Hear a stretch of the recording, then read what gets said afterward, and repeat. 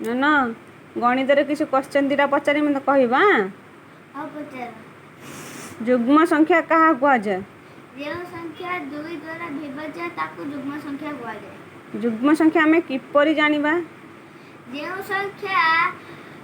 संख्यार एक घरे 0 2 4 6 किंबा 8 अछि ताकू आमे युग्म संख्या बोली चिन्हिबा। अयुग्म संख्या कहा कुआ जाय?